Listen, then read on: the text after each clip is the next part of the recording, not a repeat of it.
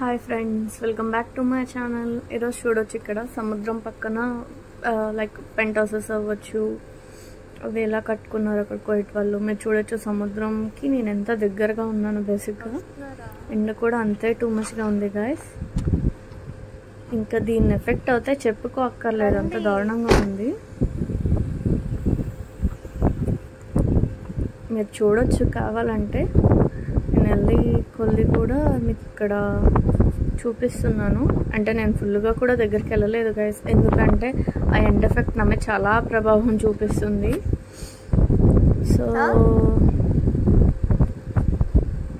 I hope that మీకు కనపడుతుందని అనుకుంటున్నాను. నేనైతే చాలా క్లియర్గా చూడొచ్చు ఇక్కడ. ఇదంతా కూడా ఎడారి పక్కన గైస్, మొత్తం అంతా ఎడారి పక్కన. ఇది బేసిక్గా చూడండి, అదంతా కూడా ఎడారే గైస్ మొత్తం. ఇప్పుడు ఈ సరౌండింగ్స్ అంతా కూడా ఎడారే గైస్. చూడండి, మీరు కావాలంటే చూడొచ్చు. మొత్తం ఈ ఎడారిలో కొన్ని ప్లేసెస్, కొన్ని సైడ్లో మీకు మొక్కలు కనబడుతున్నాయి, కానీ మొత్తం అంతా ఎడారే గైస్.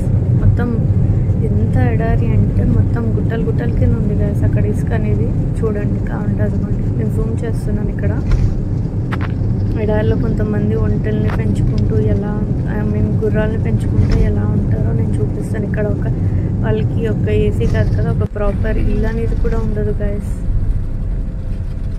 అసలు.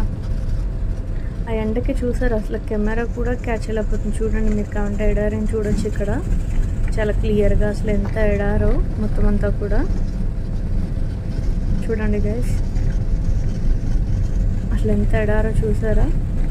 ఇక్కడ గుర్రాలు ఉన్నాయి గైస్. కోయిట్ వాళ్ళు వాళ్ళ పిల్లల్ని తీసుకొచ్చి